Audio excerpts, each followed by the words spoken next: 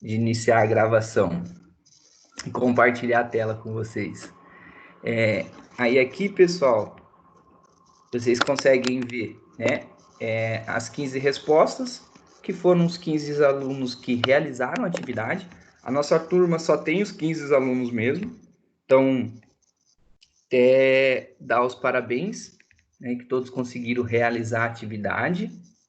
E aí, pessoal, era simples a atividade também, não tinha nada demais, né? Era relacionado com a área que a gente tinha visto na saúde da mulher.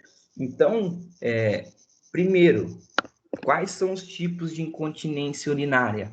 A gente falou sobre isso, né? Que existe 3 tipos: a incontinência urinária por esforço e a continência urinária por esforço. Basicamente é aquilo que a gente falou, né? Quando a pessoa faz alguma força, algum movimento e tem um escape de urina, ok? Justamente isso pode ser por causa de uma alteração muscular, pode ser por causa de outras vísceras, outras situações, mas basicamente aquilo que eu falei para vocês, é por esforço. Quando a pessoa faz algum esforço, tem um escape de urina. Então, esse era um tipo. O tipo 2, né, que é a incontinência urinária, como é que eu posso dizer? Que eu até esqueci. Mas é a continência urinária da bexiga hiperativa. Lembram disso? Pô, tem a mista também. Oi? Não, sim, A mista calma. também. Sim. Aí a hiperativa é quando a gente tem uma bexiga que ela entra num estado de contração crônica, um espasmo, né? Que ela fica, e aí ela fica com o canal da bexiga aberto, e aí ela fica soltando a urina, né? Escapando da urina. Então, é um problema da bexiga hiperativa, e aí a gente pode ter a mista, igual a Jaine falou, que seria os dois casos, né? A hiperativa junto com a por esforço, ok? No tratamento, só para relembrar, eu não pedi aqui, mas para relembrar o tratamento, a gente tem que identificar qual é o tipo da incontinência urinária, se a incontinência urinária ela é por esforço ou ela é, né, pela bexiga hiperativa. Então, basicamente, a gente vai trabalhar a musculatura do assoalho, né, a mobilização da coluna. Lembra que eu falei para vocês que a inervação das vísceras estão na coluna, né, principalmente da bexiga, lá no plexo lombosacral. Então, a gente tem que trabalhar isso, tem que melhorar essa mobilidade. Então, a gente vai fazer os exercícios de fortalecimento, alongamento da musculatura profunda. Então, o que mais tem na literatura é a estabilização segmentar, né, que são aqueles exercícios de ponte, de estabilização, técnicas que utilizam bastante isso, é o Pilates, por exemplo. Então, só para vocês entenderem um pouquinho o contexto na reabilitação, ok? E aí a gente falou um pouco da estética, lembra que eu tinha falado para vocês? Dos recursos fisioterapêuticos na dermatofuncional. Então, na dermatofuncional, a gente volta muito para a estética, né? Para o bem-estar, para a beleza. Só que o que eu queria que vocês entendessem que sim, é uma área legal, é uma área, para mim, pessoal, sem brincadeiras, é uma das áreas que o resultado é muito rápido, o resultado é muito imediato. Eu não sei se vocês já tiveram oportunidade de fazer algum procedimento estético ou utilizar algum aparelho estético, mas é meio que incrível, assim, você vê uma mulher, né, com, por exemplo, o que eles usam lá, que a gente falou do carboxiterapia, que é a criolipólise, né, tudo aquilo, a mulher entra com uma certa circunferência, por exemplo, abdominal, em uma sessão a mulher diminui aquela, vamos dizer, a barriga, né? Então, é assim, é imediato o resultado. Então, é uma área boa de se trabalhar, é uma área gostosa de se trabalhar. Porém, o que eu quero que vocês pensam que a dermatofuncional ela não é voltada simplesmente para a estética, né? É uma pessoa que está ali normal, saudável e quer melhorar o aspecto da pele, quer ficar com a pele mais dura, quer emagrecer. Não é só isso. A dermatofuncional, a gente pode e deve trabalhar, né, com os indivíduos que tiveram algum tipo de acidente. Vocês vão ver que, exemplo, mulher com retirada de mama, Então, fica a cicatriz na mama, ainda o bem-estar e o estado psicológico da mulher abaixa por causa disso, né? Cai por causa disso. Então, um procedimento estético de a gente melhorar, então a gente não vai estar melhorando só o aspecto, vamos dizer, da pele, da cicatriz, mas a gente vai estar levantando o moral da pessoa, né? O astral da pessoa, o estado psicológico da pessoa. É isso que a gente tem que pensar, tá? E aí eu coloquei essa imagem para vocês verem, né? Uma pessoa normal que aí sofre um acidente, por exemplo, ela sofreu uma queimadura. Então aí como que nós, fisioterapeutas, dermatos funcionais, poderiam ajudar nesse contexto? Como que a gente poderia melhorar isso? Então vocês sabem que, exemplo, queimados, né? A queimadura, qualquer um aqui, eu e vocês estão suscetíveis a isso. Então hoje estamos normais, porém amanhã a gente pode se queimar, ou hoje. Então é um acidente que acontece, é um acidente fácil de acontecer. Então qualquer um pode ter. Então a gente tem que pensar nisso. Então, quais recursos poderíamos utilizar, né, para ganhar uma melhora nisso, para ganhar um aspecto melhor? Então vamos lá. A gente falou que a massoterapia é uma terapia nossa, nós fisioterapeutas faz isso, a gente tem essa terapia manual, então a gente começa, eu, né, começaria justamente com isso, com a terapia manual, então mobilizaria esse tecido, mexeria nesse rosto, tentaria ganhar uma melhora na aderência da cicatriz, é isso que eu faria. E aí depois, sim, a gente entra com recursos, né? O carboxterapia, lembra que a gente falou do carboxterapia? Ele melhora a circulação, ganha mais elasticidade. Aí a gente pode usar o laser, a ultravioleta, ok? Ultrassom a gente pode utilizar. Lógico, a gente tem que tomar cuidado, porque o ultrassom você vai precisar jogar o gel, né? E passar o gel no olho da pessoa, essas coisas. Então a gente não toma esse cuidado. Mas pescoço, né? Uma área mais longe, a gente consegue sim utilizar o ultrassom. Tudo bem, pessoal?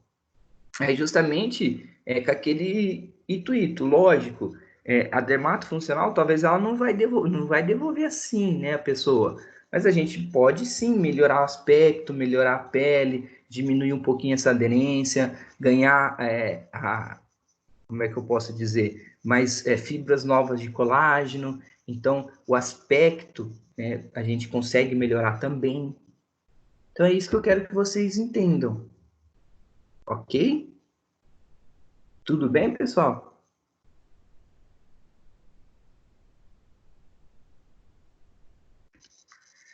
Então, pessoal, a nossa aula de hoje, que eu coloquei para vocês lá na unidade 9, essa daqui ainda, é aquilo que eu falei para vocês, a turma de vocês, a gente teve 2 feriados, né? E além disso, a gente fez uma revisão antes de a gente começar as nossas aulas remotas, a gente parou e fez uma revisão, então foi 3 semanas que a gente, teoricamente, ficou atrasado. Mas isso é tranquilo, porque até o que eu falei, o próximo tema de vocês, eu estava olhando, a gente vai falar de tecnologia na reabilitação, então eu consigo abordar tudo isso em uma aula, então bem provável que semana que vem a gente termine essa aula, tá? A gente termina esse conteúdo, aí a gente se preocupa em fazer uma revisão, em fazer uma aula prática, mais prática, certo? Então, pessoal, o primeiro tema de hoje, né? A gente vai falar da apresentação geral da fisioterapia na cardiologia e pneumologia na atenção secundária. Então, o objetivo da nossa aula hoje é que vocês entendam o processo de avaliação nesses pacientes, né? Tanto cardiopata quanto pneumopata, e a reabilitação neles. É isso que eu quero que vocês entendam hoje, esse é o nosso objetivo, avaliar e tratar. Fisioterapia é isso, certo? Então, primeiro vamos começar pelas doenças cardíacas.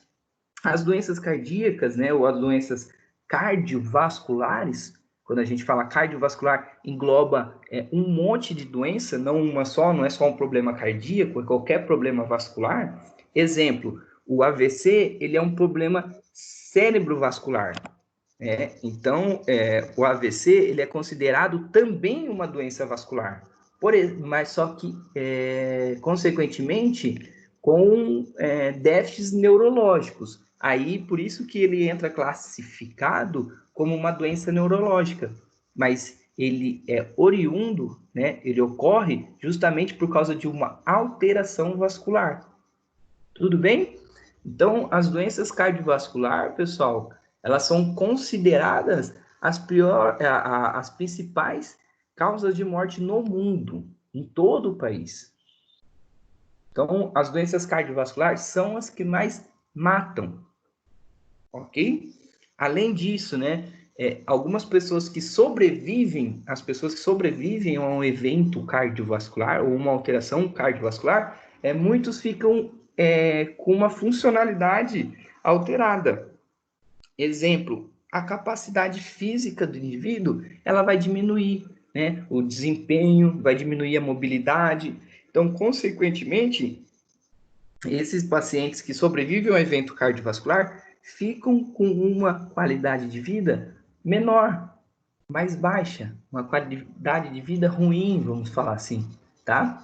E aí a gente vai falar dos benefícios do exercício físico no geral. Então, quando a gente pensa na reabilitação cardiovascular, é aquilo que eu falei para vocês, né? É fácil de vocês pensarem. Pensa comigo. Você teve uma fratura óssea. Como que você vai tratar o osso?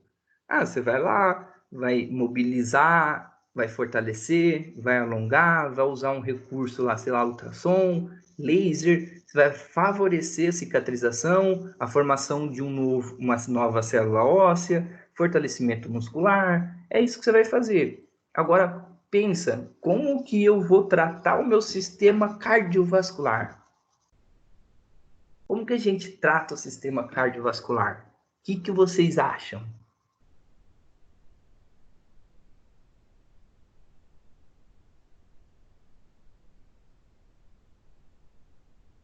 E aí, pessoal? Fortalecendo o sistema. Basicamente isso, Jaine. A gente vai fazer exercício físico. Então, a gente vai ter um exercício físico para atingir o sistema cardiovascular desse paciente, para que, de uma forma geral, ele melhore a circulação, né, vascular. Então, ele vai trabalhar mais o sistema cardiovascular. E aí, com atividade crônica do exercício físico, ele vai tendo alguns benefícios cardiovasculares. Então, ele vai melhorar a contratibilidade do coração, vai melhorar a injeção do sangue, né? Então, quanto mais o sangue ejetar, quanto mais o coração ejetar sangue, é melhor. Ele vai melhorar a oxigenação das células cardíacas, consequentemente, vai diminuir o índice glicêmico do nosso corpo. É tudo isso que o nosso exercício físico pode fazer, né? Então, ó, controle de peso corporal, melhora na mobilidade articular também, melhora no perfil lipídico. Então, o que seria o perfil lipídico? A pessoa emagrecer, a pessoa alterar a gordura, ganhar mais massa magra e diminuir a gordura. É isso que a gente pensa. Além de uma melhora na resistência física, melhora também na densidade óssea, então melhora na força muscular, resistência à insulina, então o paciente vai diminuir aquela hiperglicemia, por exemplo, quem tem, a diminuição na pressão arterial em repouso e o controle de peso. Então é um ciclo, pessoal. Olha, com exercício físico, uma atividade física programada e específica, eu consigo melhorar tudo, todos os sistemas. Nossa, professor, então você está falando assim, que um sistema cardiovascular eu consigo diminuir o peso do meu paciente, melhorar a mobilidade articular, fortalecer o sistema muscular, ganhar mais densidade óssea. Então, consigo diminuir, por exemplo, o paciente que tem diabetes, aí o paciente que tem hipertensão consigo controlar? Sim, é isso que a gente está falando, certo? Então, nossa, professor, então eu posso fazer um exercício físico em pessoas com diabetes? Deve, né? A diabetes, ela tem um tratamento. Não é só tomar o remédio ou só tomar insulina, mas o exercício físico queima energia, vai queimar açúcar e, consequentemente, a gente pode manter, né, os níveis de glicose no sangue da pessoa. Nossa, então, professor, densidade óssea, você está falando para mim que um exercício físico eu consigo atuar também em pacientes que têm osteoporose? Sim, pacientes que têm osteoporose, muitos têm osteoporose por causa de uma alteração metabólica, por causa da diminuição da densidade óssea. Então, com o exercício físico, a gente melhora a circulação sanguínea, melhora essa mobilidade, né, do sistema cardiovascular e, consequentemente, a gente pode ganhar mais células ósseas. Olha que importante o exercício físico. Então, o exercício físico é tudo na reabilitação, pessoal. E aí, vamos pensar assim, tá? E quais são os fatores de riscos, né, para eu ter um evento cardiovascular ou uma doença cardiovascular? Então, ó, são as mais comuns, é o que a gente pensa, né? A hipertensão arterial sistêmica é um fator muito importante, é considerada o principal fator de risco. Então, pessoas que têm hipertensão arterial, consequentemente, ela pode vir ter um evento cardiovascular, isso é fato, tá? A idade, teoricamente, quanto mais velho, pior fica, vamos dizer assim. O gênero atinge mais homens do que mulher. Sedentarismo, pessoal, aquele indivíduo que não faz exercício físico, também, ok? E é uma das principais causas também.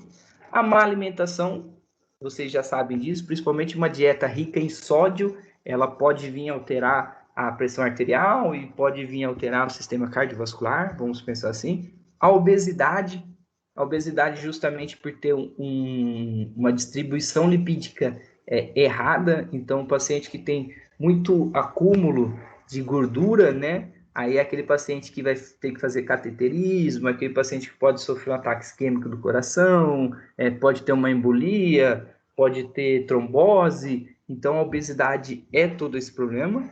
A etnia, pessoas, consequentemente, doenças cardiovasculares atingem mais a raça negra, porque a raça negra, pela genética dela, ela tem uma baixa resistência cardiovascular, tá? É isso que eu quero que vocês entendam, é cardiovascular. Porque, por exemplo, vocês vão ver que os negros, ele tem uma resistência maior no sistema músculo-esquelético. Então, por isso que é mais fácil vocês verem uma pessoa negra forte, com bastante músculo, porque a genética dele favorece isso. Porém, eles têm uma fraqueza no sistema cardiovascular. E aí, por isso que eles sofrem mais eventos cardiovasculares. E o tabagismo. O tabagismo também é considerado um dos principais fatores de risco para desenvolver uma doença cardiovascular, cérebrovascular, várias doenças, principalmente respiratória. Então, o tabagismo, infelizmente, também é isso e também é comum, né? Então, pessoal, a avaliação fisioterapêutica em pacientes cardiopatas. Então, a gente vai aprender a avaliar alguns aspectos e depois a gente vai aprender a tratar. Então, primeiro, primordial, não pode esquecer disso, que é o histórico clínico, que é a anamnese do paciente. Então, a gente tem que fazer uma entrevista com o paciente, uma entrevista de uma maneira rápido, mais objetiva, em que a gente possa coletar todas as ideias do nosso paciente, toda a história do nosso paciente. História, assim, pessoal, história que esteja relativamente, né, tem uma história clínica com o caso. A pessoa não vai chegar e falar assim, eu tenho 3 cachorros, eu casei e separei 2 vezes. Isso não importa pra gente, tá? Quando a gente fala história clínica, a gente quer saber qual o diagnóstico médico, o que você mais sente hoje, que é a sua queixa principal. Aí eu quero saber outras queixas. O paciente pode falar assim, o que eu mais tenho de queixa hoje é a minha dor no peito, é a angina, ou é a arritmia, ou é o edema na perna. E quais são as outras queixas? Eu não durmo direito, eu não me alimento direito, eu sinto dor abdominal. Isso seriam outras queixas. E aí, qual o sintoma? Então, essa dor que você sente, como que é? Sabe? Qual o aspecto dela? Como que ela dói? Ela dói em queimação? Ela dói constante, toda hora? Tem algumas horas no dia que ela dói mais? Dura quanto tempo essa dor? É isso que a gente tem que entender. Patologias. Além desse problema cardiovascular, quais outras patologias que você tem? Você tem diabetes? Tem pressão alta? Tem algum problema de rim, fígado, intestino, cérebro, alguma coisa? E as cirurgias que o senhor já realizou? E os medicamentos que o senhor toma? É isso que é uma história clínica. A gente quer recolher o mais possível de informações ao nosso paciente, justamente para que a gente possa entender o caso do paciente, certo? Então, a primeira que a gente pode fazer em alguns aspectos é a avaliação da dispneia, que é a falta de ar no paciente, então é a dificuldade que o paciente tem de respirar. A gente tem que entender isso. Então, paciente, você tem dispneia? Você tem falta de ar? Tenho. Como que é a sua falta de ar? Ela é pior quando você está deitado? Quando você está em pé? Ou à noite, durante o sono? Ou quando você faz algum exercício? Quando essa dispneia sua, essa falta de ar? Então, aí existem alguns tipos de dispneia. Por exemplo, a ortopneia é quando o paciente está deitado. Platipneia é quando o paciente está em pé. O paciente em pé sente falta de ar. O paciente deitado sente falta de ar. E aí, à noite? Né? O paciente fala, não, é só à noite. À noite, quando eu vou dormir, eu sinto falta de ar. Que é a dispneia paroxística noturna. É justamente isso.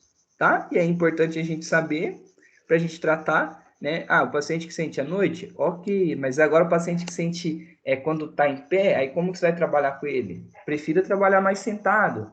É isso que a gente faz. A dor pré-cordial ou a dor de angina, que é aquela dor no peito do paciente. Então, é a falta de oxigenação no músculo cardíaco.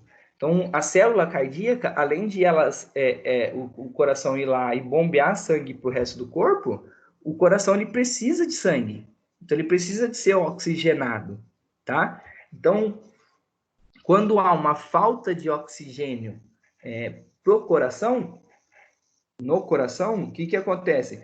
As células cardíacas, ela acaba sofrendo uma isquemia, ela acaba morrendo. E aí, ela morrendo, acontecendo essa isquemia, o corpo, né, ele manda uma sensação de dor para aquele local, mas não especificamente só no coração, né? É naquela região. E principalmente a dor de angina ou a dor pré-cordial, ela tem aquela coisa de ter uma sensação de dor, ela é mais descrita, né? Uma dor englobada na região do braço esquerdo ou do lado esquerdo do tórax, mais superior. Então aquele paciente fala, nossa, dói meu braço, dói meu ombro, dói meu peito, dói até próximo do pescoço. Isso que seria uma dor de angina, certo, pessoal?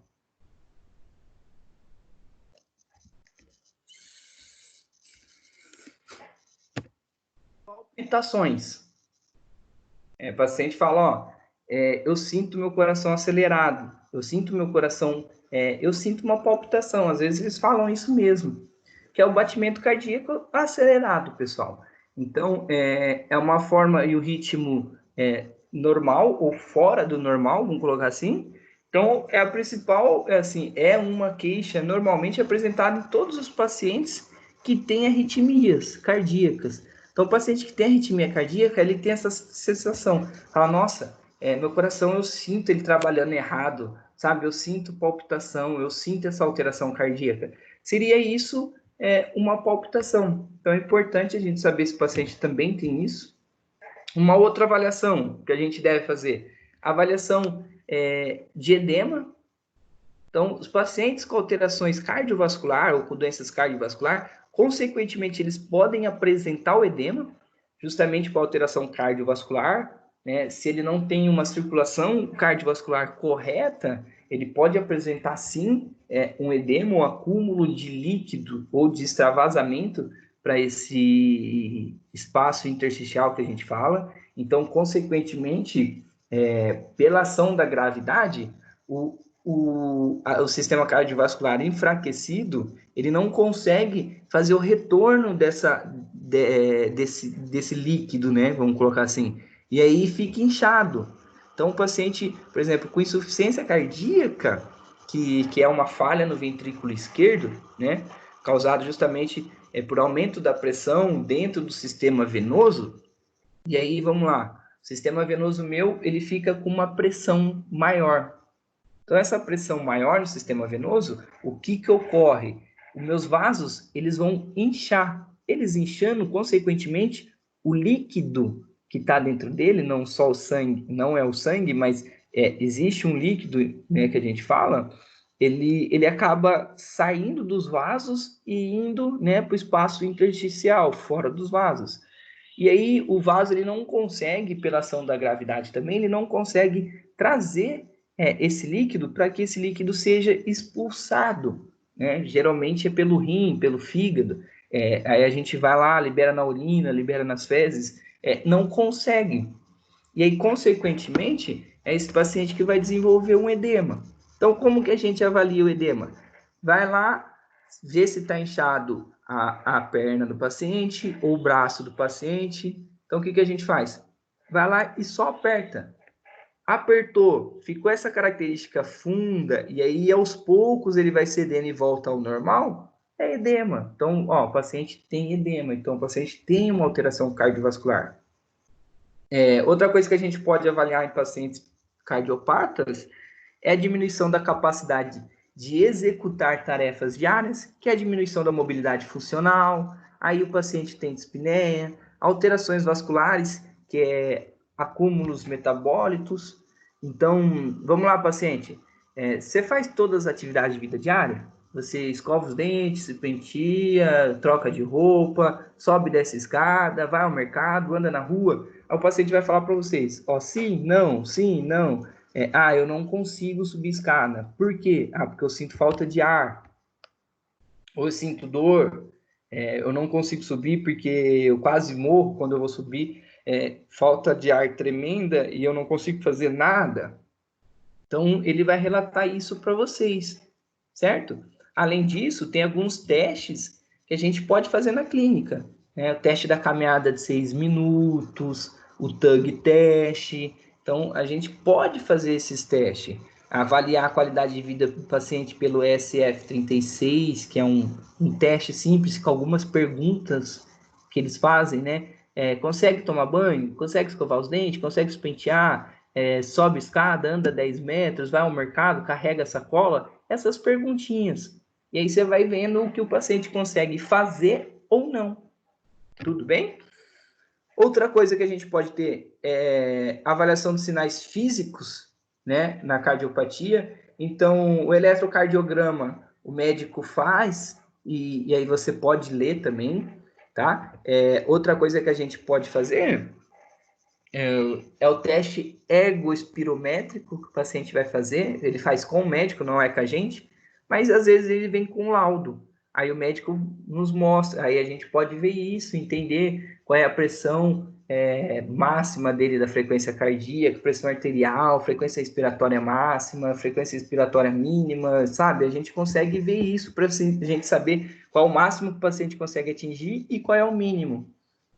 Além disso, pessoal, a gente pode, né, avaliar umas outras coisas como a cianose. A cianose ela pode ocorrer de duas formas, sendo ela periférica ou central. Então, a cianose é características o quê? É a falta de oxigênio nas extremidades e, consequentemente, acontece uma hipoxemia. Essa região ela fica sem oxigênio. E aí ela acaba fazendo esse aspecto, como que eu posso dizer? Roxo, né? Então fica mais escuro. É porque não está chegando oxigênio naquela região.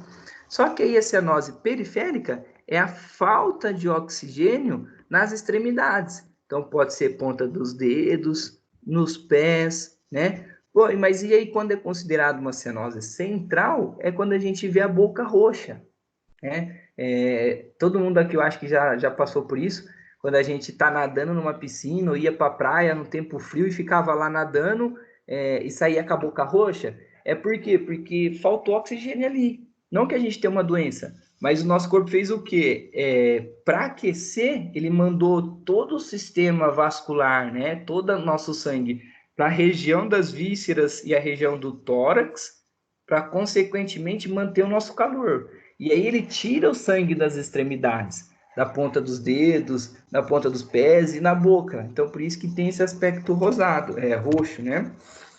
O pulso arterial, lógico, a gente hoje tem alguns aparelhos que faz isso, que vê o pulso, frequência cardíaca, frequência respiratória. Isso vende na farmácia, não é difícil comprar, baratinho. Muitos pacientes cardiopatas e pneumopatas, eles já têm isso porque eles controlam bastante. Eu quero ver a pressão arterial minha, eu quero ver meu pulso, minha frequência cardíaca. Eles já pensam nisso, tá? Então, até o médico fala para eles comprarem, não é tão caro, tem aparelho aí de 80, 50 reais. A gente pode avaliar numa forma física. Eu utilizo bastante isso na prática, porque eu não tenho esses aparelhos, eu gosto de ser mais rústico, né? De eu mesmo sentir o paciente. Então, vai lá, por exemplo, o mais simples que a gente consegue sentir é o pulso radial. Pega o paciente, deixa ele posicionado de uma forma que ele não esteja fazendo nenhum movimento, tranquilo, né? Principalmente o braço esquerdo. E aí, o que a gente faz? Palpa lá, né? O nosso pulso próximo à região radiocárpica. Então, aí você vai sentir a contração da artéria, você vai sentir o pulso, você vai sentir a frequência cardíaca. Então, aí você vai contar quantos pulsos ele está fazendo em 1 minuto. É isso que é a frequência cardíaca. Outra forma, a gente pode palpar a região da jugular e sentir. Isso é normal, vocês veem filme, né? Pessoas lá, vai lá, toma um tiro, tá deitada lá, chega o outro, coloca bem na região do pescoço e tenta sentir o pulso, né? É isso.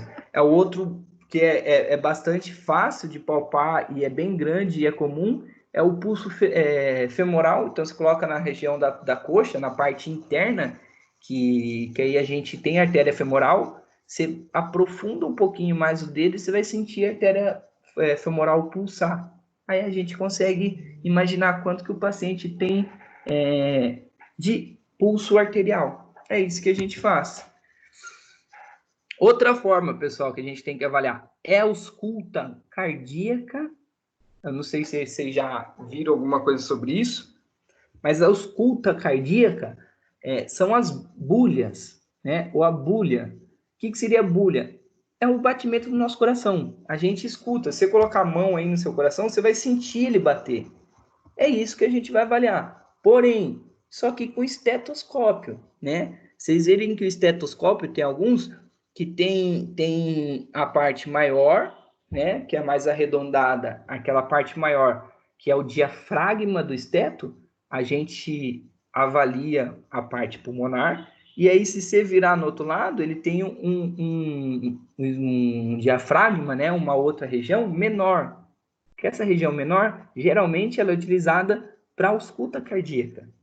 Então, o que vocês vão fazer? Vão pegar lá o esteto, né? Vai colocar na região do pulmão do coração do paciente e a gente vai tentar auscultar as bulhas, que são três vezes. Se vocês escutarem o coração, vocês vão colocar lá, vocês vão escutar assim, ó, tum dum tum, tum dum tum. Essa é a sequência, são 3 batimentos, né? 3 batimentos seguidos. Primeiro, como que a gente escuta, né? Se vocês lembrarem do sistema do coração, vamos colocar assim, a gente tem as válvulas, né, mitral e tricúspide, que são átrios ventriculares, que são essas daqui, ó, átrio ventriculares. Quando o coração ele contrai a parte de cima, né, consequentemente ele está contraindo os átrios. E quando ele faz isso, aqui existe uma porta, né? Se for para entrar e sair o sangue, que é a mitral e a tricúspide. Então, o que a gente faz? Quando ele injeta essa parte para os ventrículos, ele faz um barulho, tum, que é a bulha, e é a primeira bulha, que é a bulha, né, da ausculta que a gente vê, tanto lá do átrio ventricular, que é a mitral, e a tricúspide. Ponto. O sangue estava aqui em cima, ele ejetou, e aí na hora que ele passa aqui, ele força a abertura, né? Ele força a abertura dessas válvulas. Então, é mitral e a tricúspide, e consequentemente a gente escuta o barulho, tum. Quando o sangue chega aqui no ventrículo, né? Ele chegou aqui, ele vai encher esse ventrículo de sangue. E aí, quando pela pressão, na hora que ele passa aqui, essas válvulas aqui, eles vão fechar. Tanto a mitral quanto a tricúspide, ela vai fechar. Na hora que elas fecharem, né? Aí o coração também aqui, ó, semilunares, né? Tanto lá na parte pulmonar quanto a aorta, ela vai fechar, justamente por causa da pressão, ela vai fechar para o sangue não extravasar. Fechando tanto a aorta, né, quanto a pulmonar, ó, a artéria pulmonar aqui, a gente vê que tem uma passagem aqui, ó, ela vai fechar, tá? E aí aqui, ó, a gente vê a aorta também, que é para estar aqui, só que ela tá bem aqui em cima, ó, então ela vai passar aqui, ó. Então aqui tem uma passagem de sangue. Aí ela vai fechar. Fechou. A gente vai escutar uma outra bulha. Pum. Aí o coração vai encher de sangue. Quando ele encher de sangue, o que ele tem que fazer? Ejetar o sangue para ir para o corpo. Então ele vai ter que mandar parte do sangue dele, né, para o nosso sistema como um todo, e a outra parte tem que ir para o pulmão. E aí, quando ele faz essa contração, pum, que é a sístole, a gente escuta uma outra bulha. Então, o que seria a bulha? É o fechamento e a abertura, né, das nossas válvulas.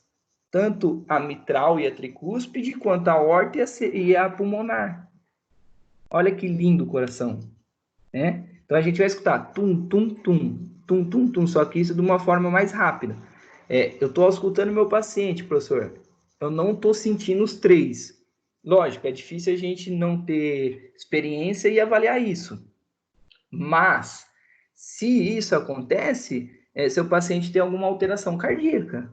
É isso que vocês têm que entender. Ele pode ter uma fração de ejeção menor ou uma fração de ejeção maior. É o paciente que vai ter insuficiência pulmonar, é o paciente que vai ter alterações, né, na mitral e na tricúspide, aí aqueles pacientes que vai ter que fazer uma cirurgia.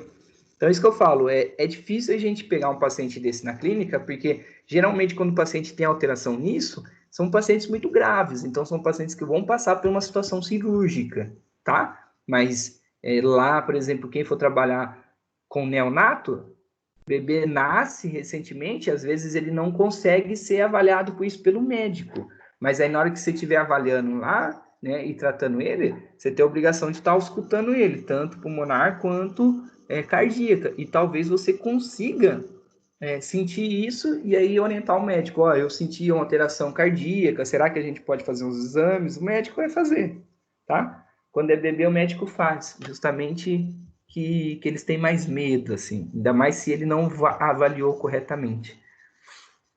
Pressão arterial, vocês sabem que a gente tem que avaliar. Pressão arterial é fácil, é simples, né? Então, a gente tem lá alguns aparelhos que vão medir a pressão arterial. Então, já tem aparelhos digitais, tá? Mas a gente pode fazer manualmente, justamente com estetoscópio, esfigno, nanômetro. A gente pode ir lá, colocou, preferencialmente no braço esquerdo do paciente, vai apertando o esfigno, né? Encheu, soltou, a gente também vai auscultar como se fosse um tum, né? Seriam dois. Então, o primeiro é a pressão sistólica e aí, diastólica. Que é os dois lá batimentos que a gente vai escutar lá na nossa avaliação. O normal, o que seria consideravelmente normal para uma pressão sistólica entre 110 miligramas de mercúrio a 140 e uma diastólica de 70 a 90. Abaixo disso é hipotensão, acima disso é hipertensão. Ok? Avaliação dos gases sanguíneos. Então, a gente pode avaliar isso como saturação de oxigênio. Então, a gente consegue ver isso. Ou se o paciente está sendo monitorado com uma ventilação mecânica. Então, o paciente vai ter exames de pH, exames de lactato sanguíneo, isso em UTI, por exemplo, né? Mas na prática clínica a gente pode ter, né, um oxímetro para a gente avaliar a oxigenação do paciente. Então, o normal, não que seria normal, né? O ideal seria 100, mas aí a gente tolera até 80, fora disso já é um sofrimento do sistema cardiorrespiratório, ok? Lá na UTI, vocês vão ver que o paciente está sendo monitorado por CO2. Então, CO2, o normal é de 35 a 45. Então, o CO2 é muito importante porque o acúmulo de CO2 ele pode ser ácido e a diminuição dele pode favorecer uma acidose ou uma alcalose sanguínea ou respiratória ou metabólica. É isso que a gente tem que entender.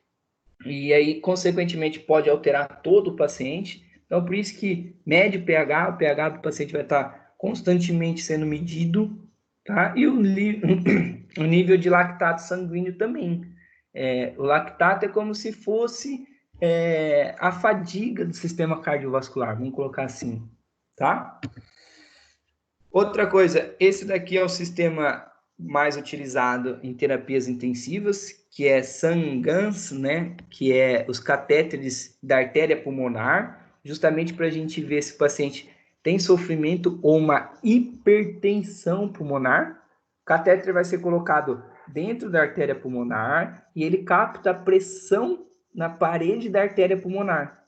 É isso que ele faz. Essa pressão aumentou, é uma hipertensão pulmonar. Então, eles se preocupam com isso, aí já mede frequência cardíaca, frequência respiratória, ventilatória, vê tudo. Vê batimentos cardíacos, arritmia.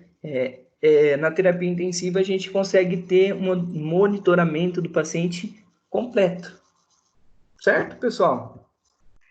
Aí, uma avaliação subjetiva e funcional que a gente pode fazer, né? Que eu tinha falado para vocês da fadiga lá, da dispneia. Aqui a gente pode utilizar a escala de Borg. Professor, tem que voltar um slide? Obrigada. Rapidinho. Nada. Pronto, gente. Aí, pessoal, a escala de Borg é uma escala que a gente faz a avaliação, né? A percepção do esforço do paciente. Então, essa é a escala de Borg. É só você jogar na internet escala de Borg, vai aparecer escala de Borg modificada, escala de Borg original. O importante é isso, vocês pegarem e saber utilizar. Quando vai ser utilizada? Vocês vão simplesmente pegar o paciente e vai mostrar a escala para ele. Paciente, você está andando aí ou você está parado? Olhando essa escala aqui, qual é o seu cansaço agora? Qual é a sua dispneia? Como que você se sente com a fadiga? É isso que a gente fala. Me mostra um número que você acha, né? Ou você vai falando para ele, como é que você está? Leve, moderado ou intenso? Ah, eu tô leve, mas dentro do leve, qual é o valor que você está? 6, 9, desculpa, entre 6, entre 7, 8, 9, qual que é o número? Ele vai te mostrar, eu tô 9. Então ele está muito leve. Então vamos falar, então ele está muito leve, vamos continuar exercício. E aí você vai mostrando de 2 em 2 minutos, de 5 em 5 ao paciente, aí você ter a percepção do esforço dele.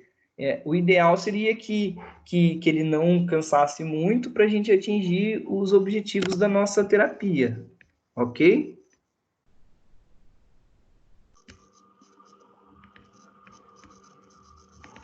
Tranquilo, pessoal? Aí, ó, sobre a reabilitação cardíaca. Então, vamos entrar lá, né, para a gente conversar sobre isso. Primeiro, o paciente, ele tem que entender das mudanças nos hábitos dele, nos hábitos anteriores. O que seria? Paciente, a partir de hoje, você não pode mais ser um sedentário, você tem que mudar sua rotina. Então, é aquele paciente que a gente tem que orientar. Paciente, se você subia de elevador, vai de escada. Paciente, se você andava só de carro, vai a pé. Paciente, se você ia na padaria de carro, vai de bicicleta, vai a pé. Você tem que fazer exercício, você tem que mudar esse sedentarismo seu.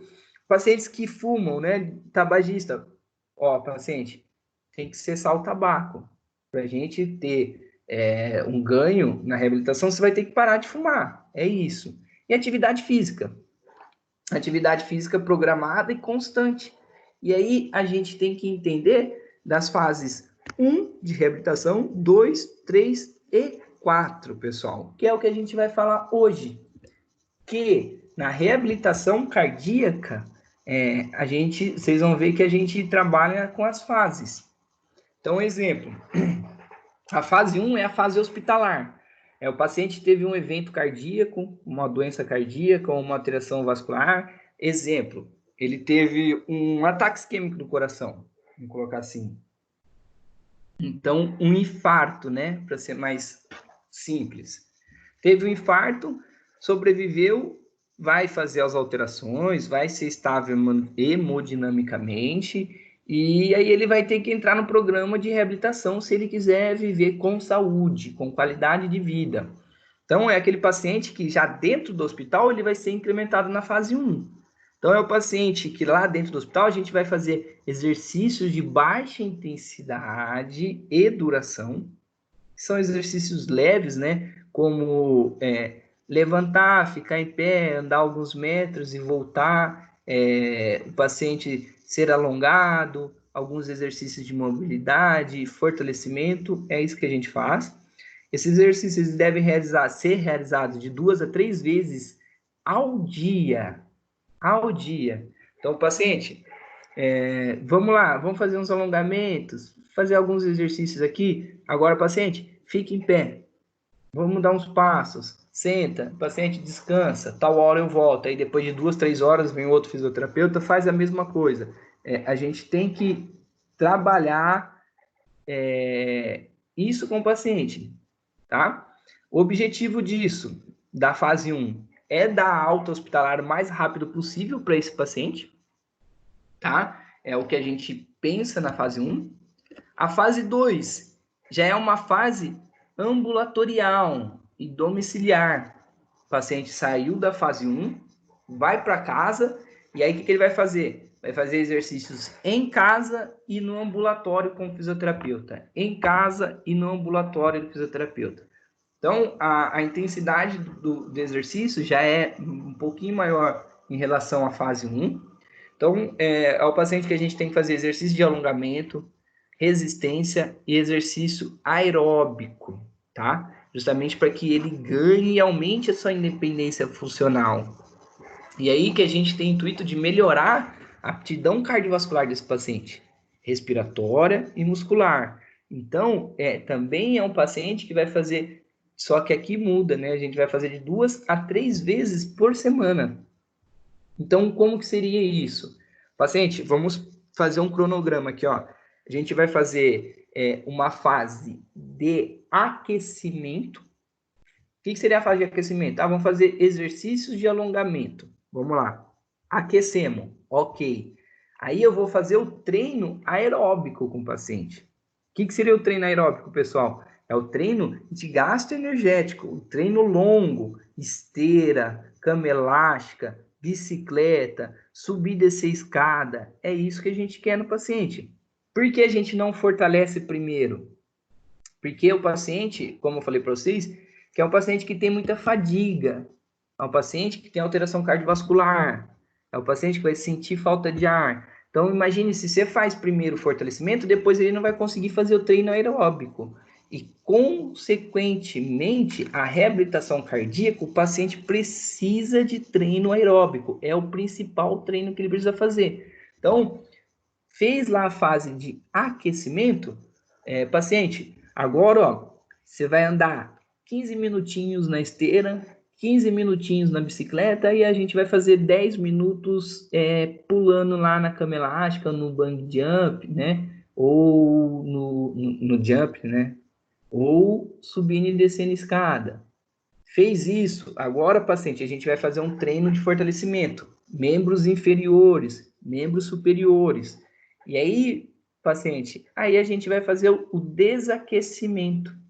Então, vamos voltar lá, os exercícios de alongamento, ou exercícios que a gente pode fazer com ele, os exercícios respiratórios, até que a pressão arterial diminui, frequência cardíaca diminui, frequência respiratória, né, chega aos normais, pressão arterial também.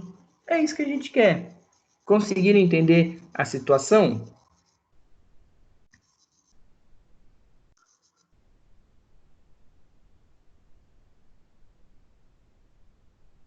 Aí, pessoal, os instrumentos que a gente deve ter para fazer a monitorização das variáveis do paciente. A pressão arterial e a pressão cardíaca. A gente tem que tomar conta disso, a gente não pode deixar que o paciente suba muito com a frequência cardíaca, né? Também ela não pode ficar baixa, porque senão a gente não tem ganho nenhum. Então, o ideal é a gente manter um nível aceitável, e geralmente quem faz isso é o médico. O médico já vai ter a prescrição lá, a máxima da frequência respiratória, frequência cardíaca, é 140, sei lá, 130, 127, 100, ele já vai falar para você, tá? E aí a gente vai trabalhar em cima daquilo. Se a máxima que ele pode atingir é 120, então vou manter no 120 ali. Então pega o paciente, faz no 120 e deixa. Aí atingiu 120, então a gente vai manter por um tempo mais longo possível aquele 120.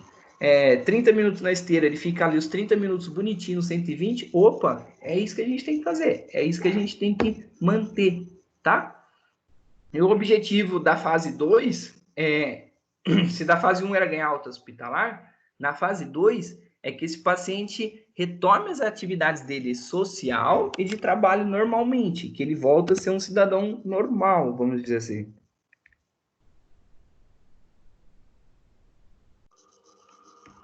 Ok? Tudo bem, pessoal? A fase 3 é a fase ambulatorial, né? Comunitária e domiciliar. É o paciente que pode fazer exercícios no ambulatório, na comunidade, por exemplo, exercícios em grupo e em domicílio. Então, teoricamente, esse paciente ele tem que ter passado, ser aprovado e passado da fase 2 com glórias, vamos dizer assim, o paciente que foi super bem, teve ganho, é isso que a gente faz. Nessa fase, não necessariamente precisa de ser um fisioterapeuta para acompanhar, tá? Mas pode ser um profissional especializado em exercício físico, como o educador físico. Então, o educador físico ele pode trabalhar nessa fase com o paciente. E a mesma coisa, a gente vai fazer um período de aquecimento, aí o treino cardiovascular, treino de fortalecimento e depois, em seguida, o desaquecimento, tá? A frequência cardíaca máxima é a mesma coisa, é o médico que vai determinar, é o médico que vai falar, essa é a frequência que eu quero que ele atinge, e é aquele paciente que até o paciente já está cansado e ele sabe. Ele vai ter lá o controle da frequência dele, né, pelo reloginho dele, e ele vai ficar olhando. Tá, minha frequência cardíaca eu não atingi. Aí ele vai querer atingir a frequência cardíaca e vai ficar trabalhando ali. É isso que ele faz, certo? Na fase 4, é aquele paciente basicamente já está livre, né, da gente. Às vezes ele nem tem uma supervisão médica, mas ele tem um controle médico. Então ele vai ficar vindo ao médico de 3 em 3 meses, fazendo todos os exames, tendo controle, fazendo, né, as baterias de exame para ver se ele está normal, ele não, ele recaiu, e aí, consequentemente, ele vai entrar de novo na fase de reabilitação. Mas a fase 4 é aquele paciente que já está sozinho. que ele já sabe que tem que fazer exercício, então ele vai para academia, ele vai correr, ele vai andar, ele faz exercícios em grupos. Para quem trabalha no SUS de atenção primária, pode fazer isso, né? A gente pode trabalhar lá no SUS com uma atenção primária e fazer exercícios cardiovasculares em grupo, que a gente já viu alguns. Tudo bem, pessoal? Contraindicação para as fases de reabilitação. Então, ó, infarto agudo do miocárdio, menor que 72 horas. Então, o paciente teve um infarto agudo, vamos esperar. O paciente tem que passar de 3 dias, ter indicação médica, estar estável hemodinamicamente. Aí a gente inicia a fase de reabilitação com esse paciente. Paciente que tem angina instável, paciente que tem muita dor, né? Nossa, eu tive muita dor no peito essa semana. Aí a gente espera também essas 72 horas para ver se o paciente não vai ter mais nenhum evento desse. É isso que a gente faz. Valvulopatias graves que estão indicadas à cirurgia. Então, o paciente, tem uma valvulopatia, estou indicado à cirurgia. Minha cirurgia vai ser daqui tantos dias. Paciente, entendi. Então, vamos esperar, faz a cirurgia. Depois da cirurgia, tiver estável clinicamente, a gente trabalha com você. Hipertensão descontrolada acima de 190 na sistólica e diastólica acima de 120, tem essa pressão muito instável, ela aumenta rapidamente, diminui, a gente não faz, espera controlar, espera o médico encontrar o tratamento para o controle da pressão arterial desse paciente e depois a gente volta a fazer, entra na fase, né, de reabilitação com ele. Pacientes com insuficiência cardíaca descompensada, secção da aorta, diabetes também descontrolada, aquele paciente que tem rapidamente uma hiperglicemia e uma hipoglicemia. Então, esse paciente também é aquele paciente que vai estar fazendo exercício com a gente, ele pode aumentar muito rápido e ter uma convulsão, ou vir até ter algum evento cardiovascular, até neurológico, ou é aquele paciente que está correndo com a gente o índice glicêmico dele cai muito, baixa muito, e aquele paciente que vai faltar energia e pode desmaiar. Então, a gente não faz. É a mesma coisa, espera controlar, o médico deixar ele estável hemodinamicamente, e aí a gente trabalha. E também quadro de infecção aguda. Né? Paciente que tem uma infecção, a gente não vai trabalhar com ele até que ele esteja estável hemodinamicamente. Tudo bem, pessoal? Em relação à avaliação cardíaca?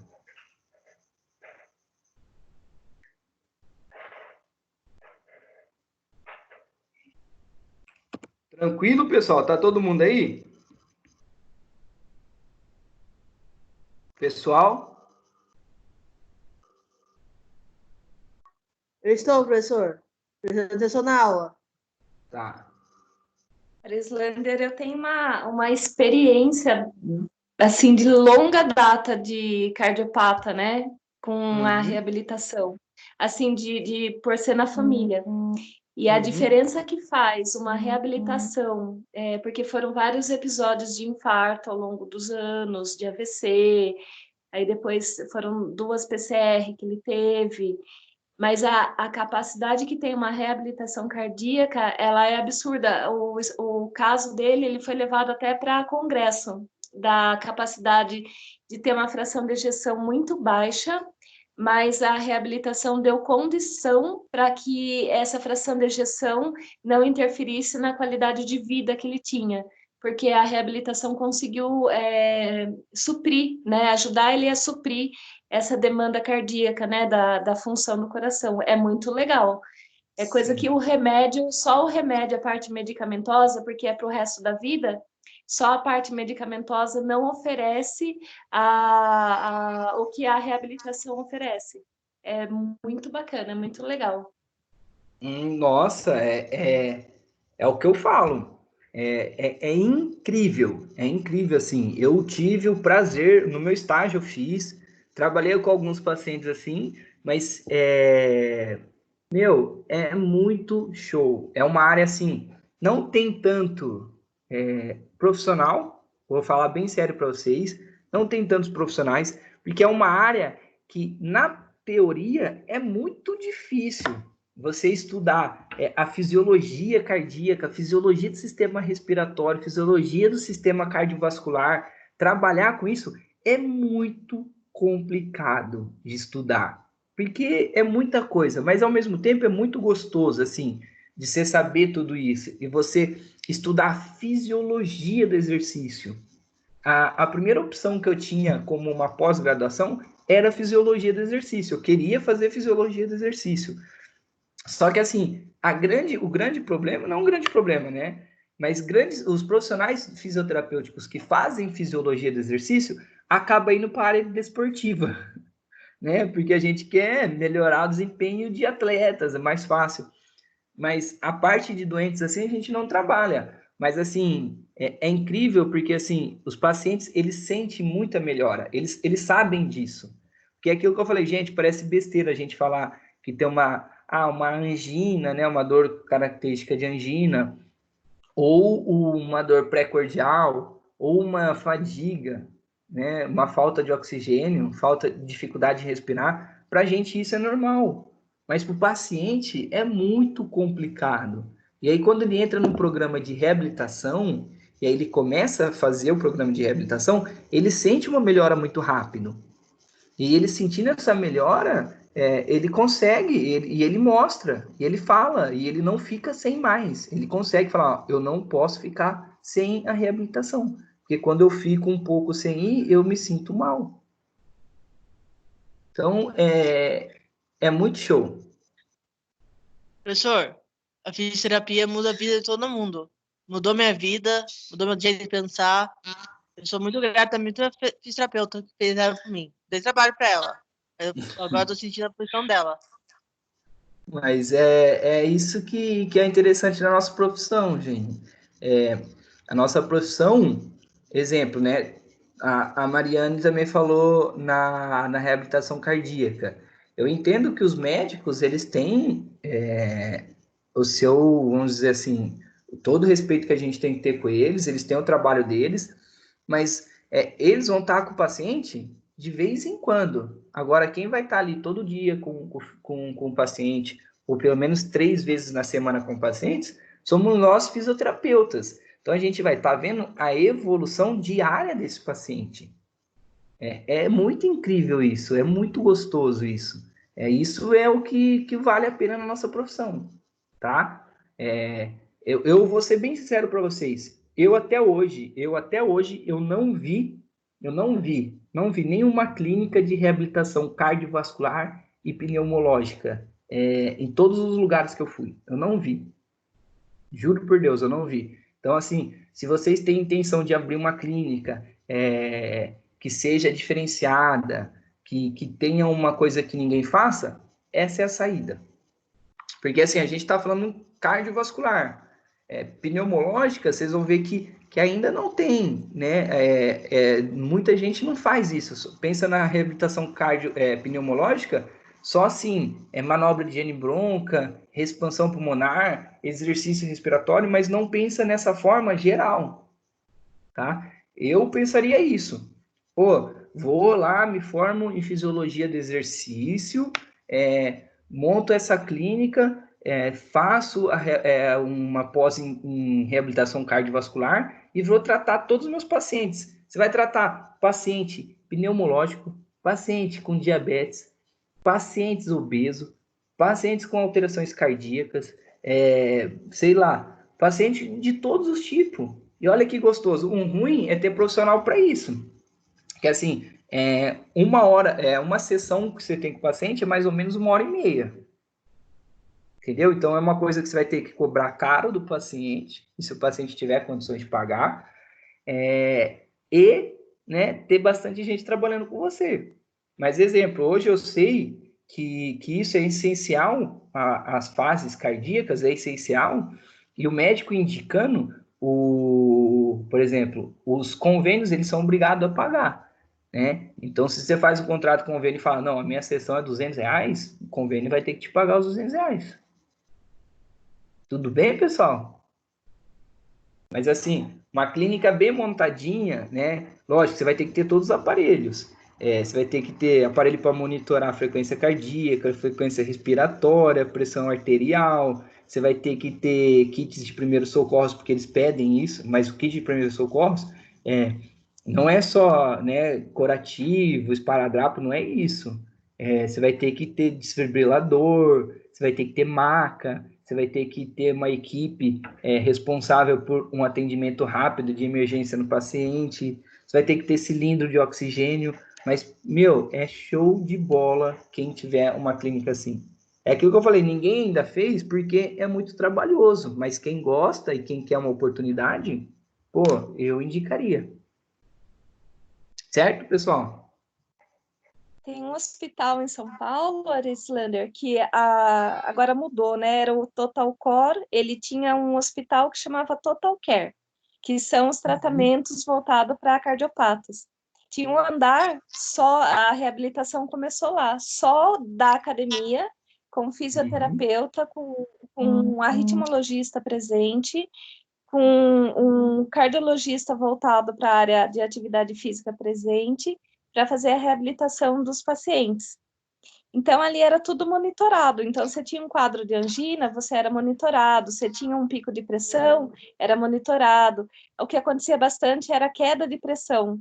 Começava a atividade física, a pressão caía, porque a pessoa já vinha medicada, né? E aí, enfim. Sim. Mas tinha um suporte absurdo. E é um hospital da Mil. Agora, a Mil comprou um hospital ali na Brigadeiro Luiz Antônio Samaritano. Ele tem até piscina para fazer a reabilitação cardiopulmonar. Ficou uma área absurda, é outro mundo, né? Muito bacana, dentro de um hospital, né? Mas clínica em Sorocaba não tem. Então, mas é aí que eu falo. Difícil de achar.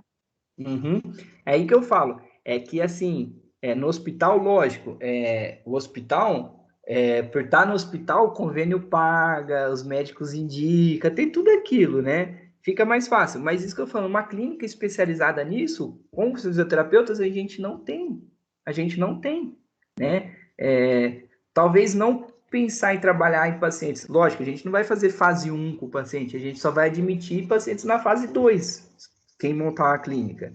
Mas quem tiver que investir, fazer tudo certinho, ir atrás de convênio, trabalhar bonitinho, pô, é uma coisa muito gostosa de se trabalhar, né? Você vê isso, pô, uma piscina, cara. Imagine você fazer piscina, aí você pode trabalhar dentro da piscina, você não precisa trabalhar com um paciente só, você pode trabalhar em conjunto com os pacientes. É muito show, é muito show.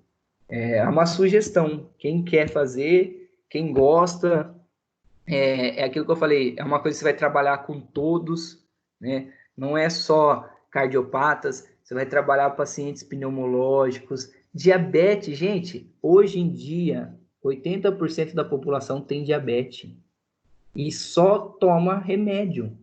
Agora, imagine um paciente que começa a trabalhar com você, você começa a monitorar o paciente, fazer tudo, e o paciente para de tomar o remédio. Fala assim, ó, de vez de você tomar o remédio, agora você tem que ficar viciado no exercício físico, você só vai fazer isso. É isso que eles que sabem, é isso que é o gostoso, gente.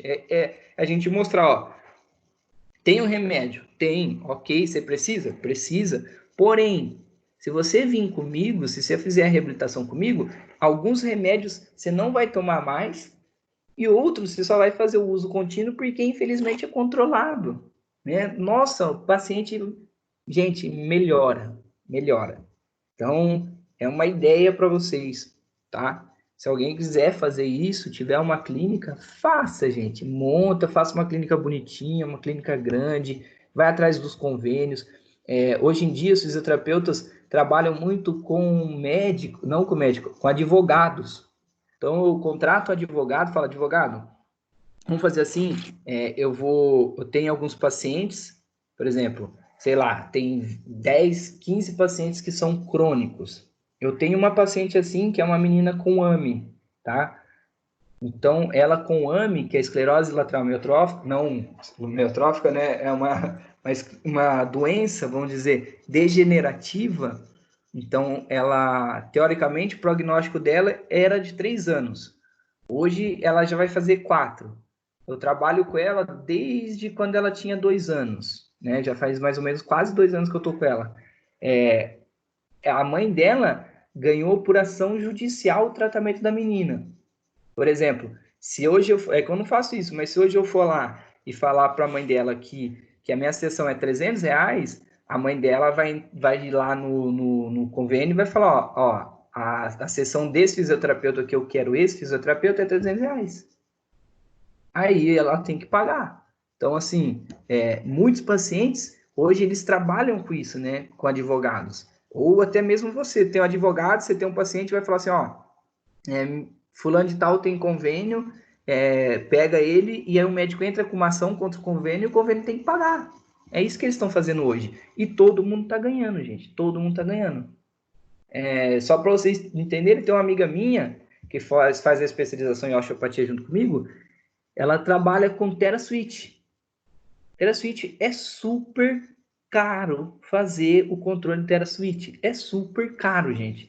E ela tem uma clínica em Sorocaba, que ela faz TheraSuite, ela trata as crianças, se eu não me engano, ela tem junto com o médico, né? Então, tem uma criança que nasceu com um problema neurológico, e aí chega nela e fala, ó, eu quero fazer TheraSuite com meu filho. E tudo bem, ela vai indicar na médica, a médica vai avaliar, vai indicar o TheraSuite para ela, e aí ela vai entrar com uma ação no convênio. E o convênio paga. TheraSuite, o protocolo de TheraSuite de 3 meses na criança é R$30 mil. Então, vai lá, entra, pega os R$30 mil do convênio, faz o protocolo da criança, aí a criança vai ser reavaliada, se precisar mais, depois de 3 meses ela entra de novo com a ação e o convênio vai ter que pagar de novo. E essa ação não é 1 ano, 2 anos, ações contra isso e rápido saem em menos de 1 mês. Então, pense nisso, gente, assim, que é uma área inovadora. Professor, que terapia que é essa? TheraSuite. É aquela terapia que a criança coloca um macacão e fica o corpo inteiro cheio de elástico.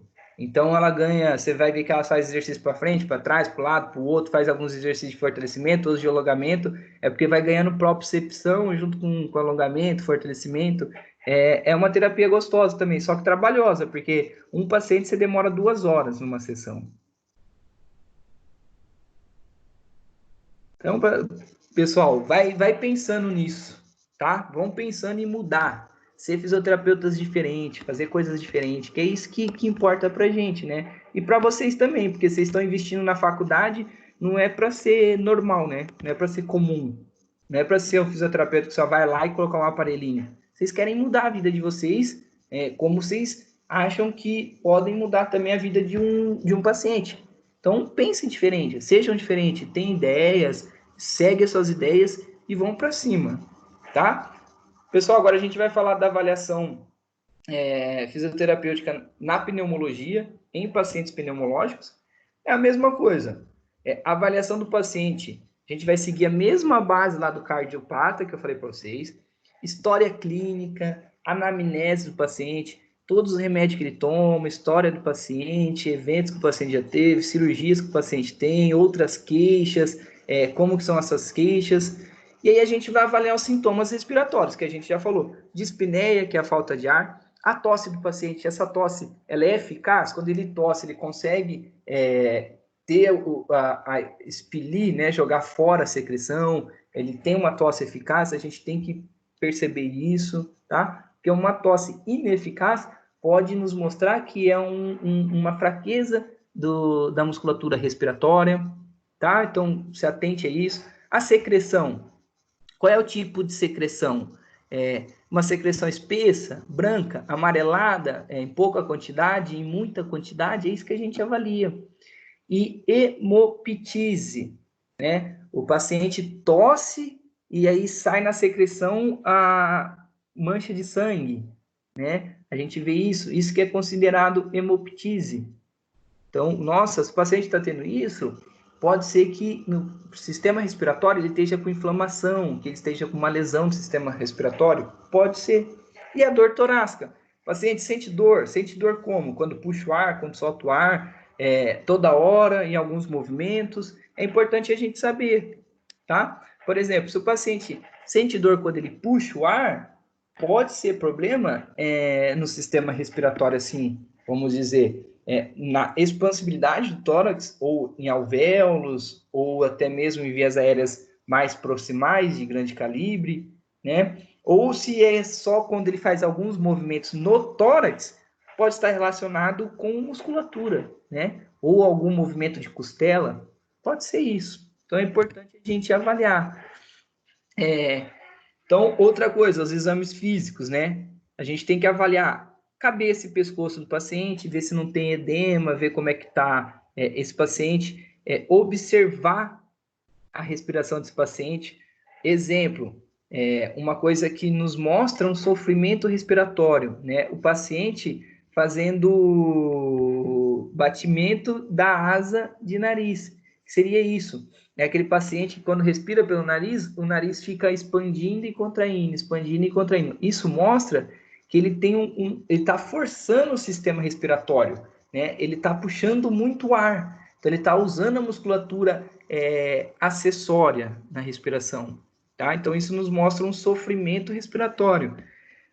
Cianose central ou periférica, né? Mas aqui, como a gente está falando pescoço e cabeça, mas é cianose central, se a boca fica roxa, tá?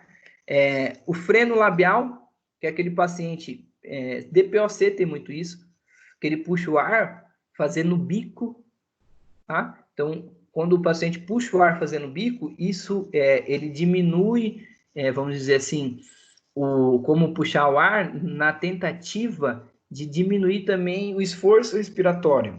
Mas aí isso, consequentemente, aumenta mais ainda o esforço respiratório dele, né? Porque a passagem de ar fica menor. Ok? Efizema subcutâneo, se o pacientes que têm muito acesso central, né? Sabe, que usa muito tempo catéter, essas coisas, na hora que você tira esses catéter, o que acontece? Esse paciente ele pode ficar com uma bolha de ar por baixo da pele, subcutânea que a gente fala. Então, é aquele paciente que vai ter bolhas de ar, caroço mesmo, principalmente em pescoço, que fica essa bolha de ar, tá? É uma coisa que não vai tirar, o médico vai deixar ali, e aí o paciente, conforme vai passando o tempo, a intenção é que suma, tá? Mas é importante a gente avaliar, porque nos mostra que o paciente já teve utilização de catéter, essas coisas, tudo bem? Outra coisa no exame físico que a gente tem que avaliar é os movimentos torácicos. Então, o tórax, ele faz 2 movimentos, um que a gente chama em bomba de braço, né? O que seria uma bomba? Antigamente eles colocavam bomba porque quem tinha poço artesiano, né? Ia lá, a bomba é isso, você faz um movimento para frente e para trás para bombear a água, né? Que seria isso, ó, para frente, para trás, para frente, para trás. Como a gente avalia isso? Se você colocar a mão aí, né, sobre as suas costelas ou sobre o seu externo, você tem que sentir o seu tórax levantando e abaixando, levantando e abaixando. Isso é o movimento de bomba, né, que a gente fala. E aí, braço de bomba, tá, que a gente fala. E aí os movimentos em alça de balde, ó, o balde aqui tem um movimento em alça de balde. Que acontece? Você vai colocar as mãos na lateral das costelas, entre a quinta, sexta costela ali, tá? A gente coloca a mão na lateral e a gente sente, pede para o paciente puxar o ar e soltar. A gente tem que sentir o tórax, ele abrindo lateralmente. Ele vai abrir e fechar lateralmente, como se fosse uma alça de balde mesmo, né? Se você pegar o balde de lado, você levanta e abaixa a alça. Por isso que a gente fala de alça. Você tem que sentir esses movimentos. Por quê? Você saber se o diafragma está trabalhando dos dois lados, né? Se o pulmão está tendo expansibilidade nos dois lados. É isso que a gente tenta fazer, tá? É subjetiva. A avaliação que a gente também tem que fazer no paciente, né? A frequência respiratória e a ausculta pulmonar. Frequência respiratória, a gente vai ver lá, né, pelo oxímetro, vamos ver no oxímetro, vamos ver a frequência respiratória, ou a gente pode colocar a mão no tórax do paciente e sentir em 1 minuto quantas vezes ele respira, né, quanta expansão ele faz, a gente consegue ver isso, tudo bem? Outra coisa, a ausculta pulmonar, esses são os posicionamentos da ausculta pulmonar que a gente deve fazer. Então, a gente tem que avaliar, né, ápice, terço médio e terço inferior, ápice, terço médio, terço inferior. Então, a gente tem que avaliar de frente, avaliar de lado e avaliar de costa também, tá? Que seria de costa esse daqui, na verdade. Tudo bem, pessoal? Então, vai lá, coloca o esteto no paciente e a gente tenta auscultar. Como que a gente vai auscultar? A ausculta pulmonar, a gente vai auscultar, né, a entrada e saída de ar desse paciente. Ó, entrada de ar, a gente tem que auscultar o barulho do ar entrando, tá? E o ar saindo. Então, a gente tem que auscultar na ins e na ex. Aí, o que a gente fala? O ar, a gente chama de murmúrio. Murmúrio, que é o barulho do ar entrando e do ar saindo. Então, ó, o que a gente faz? A gente vai lá, colocou o esteto, né? E a gente vai auscultar. Estou auscultando o ar entrando e saindo? Eu sinto isso? Eu ausculto isso? Sim. Então, eu vou colocar como murmúrio vesicular presente. Que o murmúrio vesicular está ali, a gente pode ouvir. Pode ser que a gente, em ápice, em terço médio ou terço inferior, a gente não ausculta o murmúrio. Então, a gente coloca, ó, em ápice, murmúrio vesicular não presente. Ou diminuído, a gente pode colocar isso, tá? Na nossa ficha de avaliação. E aí a gente pode auscultar outros ruídos. Então, a gente vai colocar, ó, murmúrio vesicular presente, com estetores bulhosos, né? Que é como se tivesse... estetores a gente escuta tipo uns estralinhos, né? E aí como se fosse bolhas estourando. Então, isso significa o quê? Que vias aéreas distais de pequeno calibre têm secreções. Ou a gente pode auscultar estetor, né, crepitante, que é como se fosse que tivesse areia. A gente escuta o barulho do ar e a gente escuta como se estivesse com areia, né? Fazendo os estralinhos pequenininhos de areia. Então, vias aéreas proximais de grande calibre estão com secreções. E aí, ó, sibilos, é como se fosse um gato miando, né? A gente escuta o ar entrando, mas bem fininho, como se fosse um gato miando. Que tem? Tem secreções em vias aéreas de pequeno calibre. E quando a gente escuta o ronco, é como se fosse um ronco mesmo. Você vai colocar lá o esteto, você vai escutar um ronco. Que grandes vias aéreas, né? As vias aéreas de grande calibre têm secreção. Então, a gente é subjetiva, lógico. Eu posso auscultar um, vocês podem auscultar outro, mas a gente tem que fazer isso. A gente só vai ter prática se auscultar, vamos colocar assim, e a gente vai fazendo. Outra coisa, percussão no tórax, a gente tem que entender isso. Então, como que a gente faz percussão? A gente coloca os dedos entre os espaços intercostais do paciente e com a outra mão a gente bate, né, no nosso dedo e a gente vai escutar um barulho.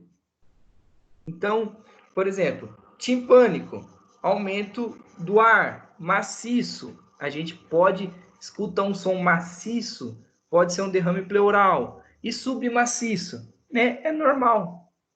É isso que a gente faz. E aí tem uns que colocam atimpânico, que não tem som. O tórax do paciente não faz som. Tá? Tudo bem, pessoal? E outra coisa importante é a gente avaliar no paciente cicatrizes abdominais.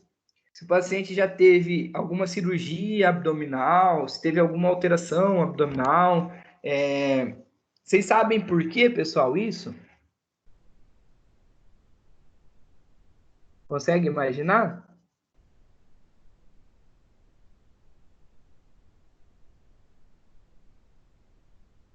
Cirurgias?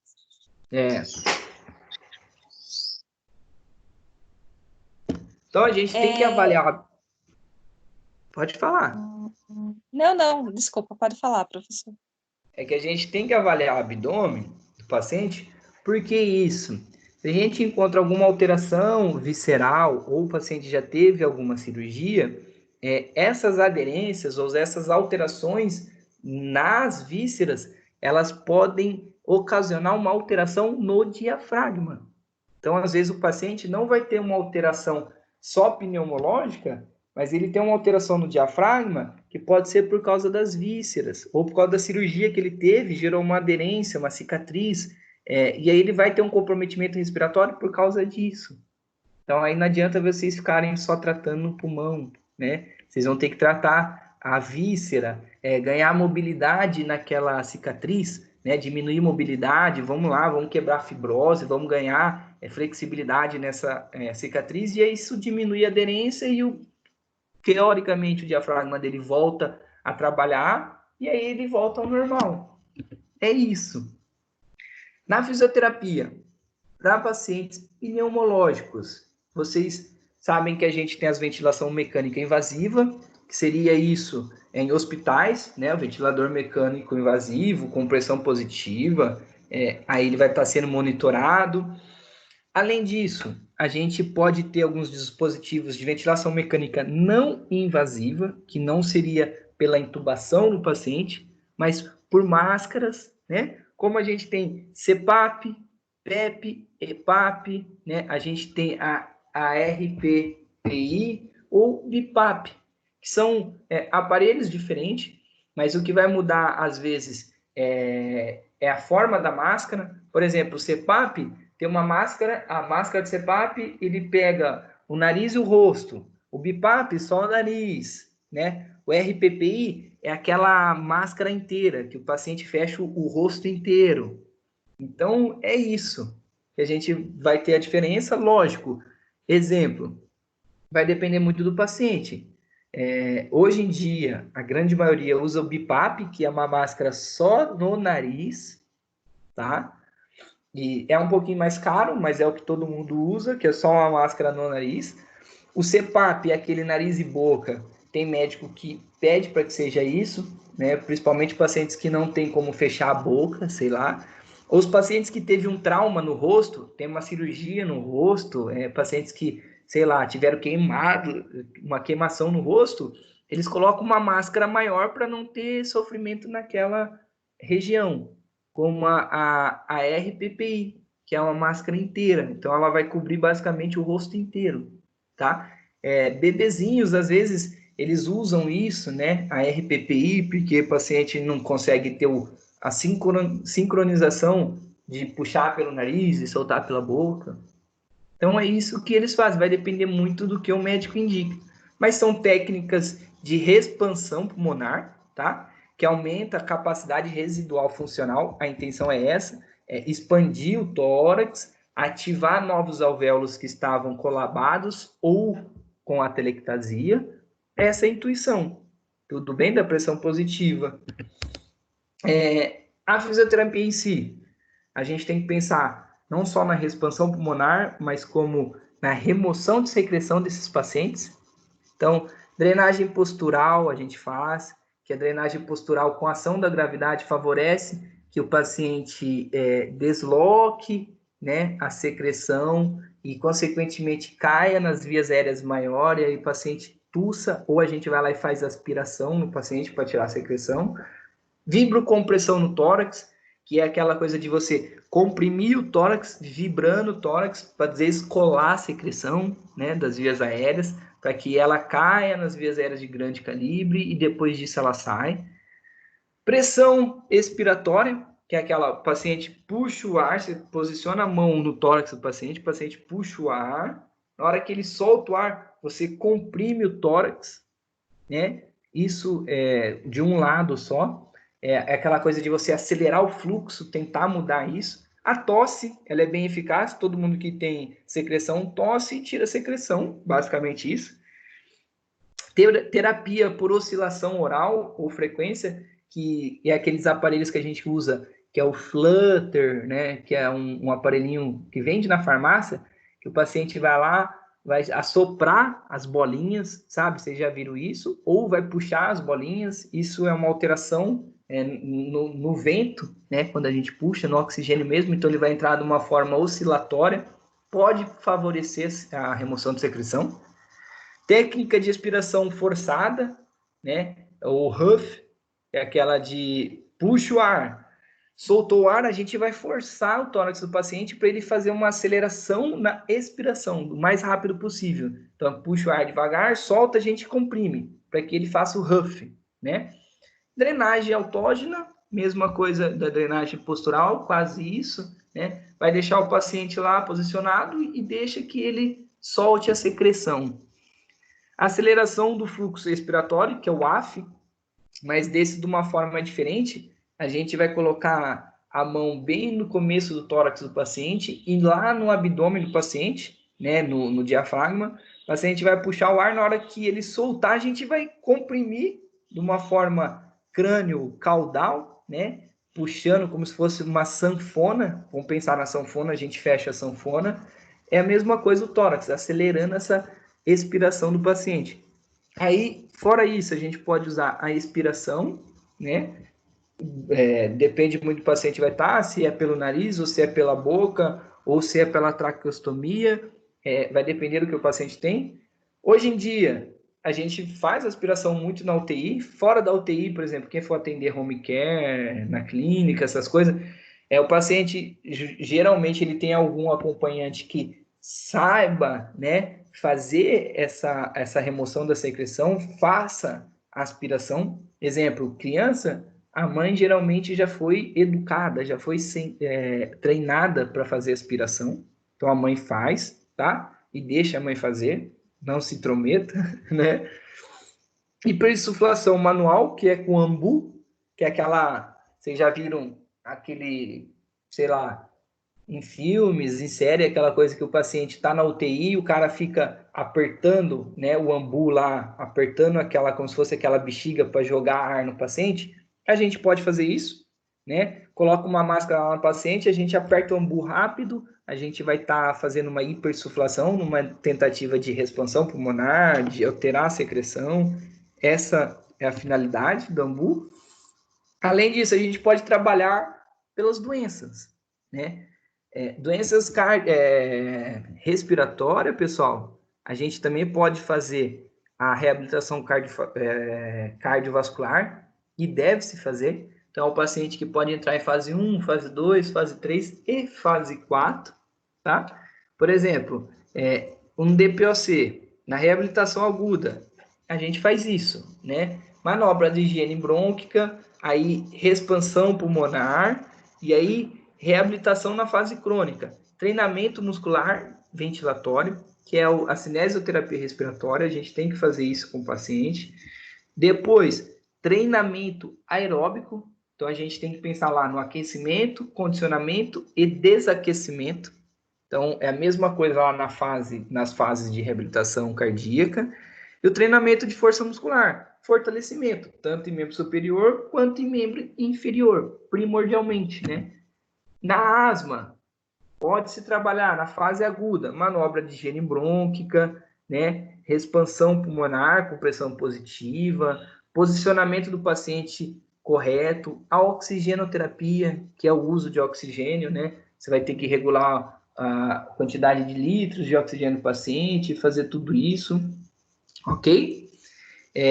Reabilitação na fase crônica, manobra de higiene brônquica, aí entra a mesma coisa, manobra de higiene brônquica, reabilitação do condicionamento, fase de aquecimento, desaquecimento e fortalecimento da musculatura respiratória. Indicar alguns recursos que a gente pode utilizar, como aqueles da farmácia, né, que tem alteração no fluxo sanguíneo, como o peak flow, né, que eles falam que puxa o ar, solta o ar, tem uma bolinha que vibra dentro dele, e aí você muda a alteração respiratória, tá? Além disso, é o paciente que você vai indicar algumas manobras para que ele faça em casa, controle da asma, controle respiratório, psicológico, porque tem relacionado isso, e cuidado com algumas responsabilidades que tem a asma. Geralmente a asma ela é ocasionada por uma infecção, uma inflamação, uma irritabilidade, tá? Então, paciente, tome cuidado com isso, né?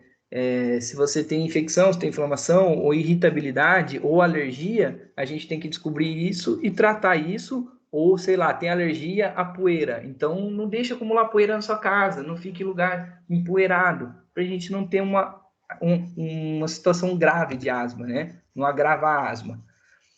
Bronquiectasia é a mesma coisa, pessoal. A gente tem que fazer higiene brônquica, aí a gente estimula a eliminação da secreção, né? Faz exercício de frenolabial lá, para o paciente aumentar um pouquinho a pressão dentro do tórax. Na fase crônica, exercícios de melhora, mobilização do tórax, né? Vamos trabalhar o tórax desse paciente, vamos melhorar o padrão respiratório, cinesioterapia respiratória, expansão pulmonar, treino da musculatura, né, do membro superior e inferior também, e pressão positiva. É isso que a gente faz. Basicamente, todas as patologias na fisioterapia respiratória é isso. A gente faz o quê? Elimina a secreção. Eliminou a secreção? Beleza, eu quero expansão agora. Faz exercícios de expansão ou utiliza recursos de expansão pulmonar. Ok, agora eu vou fazer o quê? Fiz isso, vou treinar a musculatura respiratória. Exercícios respiratórios. Diafragma, esternocleidomastoides, escalenos, intercostais, esternocostais. A musculatura a gente tem que trabalhar de uma forma geral com ele. Fiz isso, ganhei mobilidade do tórax e fortaleci a musculatura respiratória. Ok, agora eu vou fazer o quê?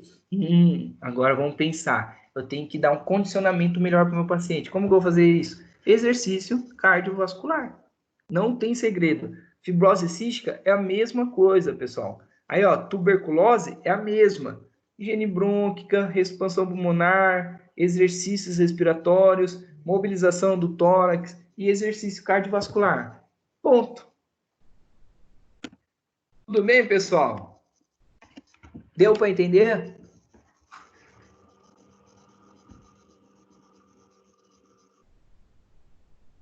Pessoal?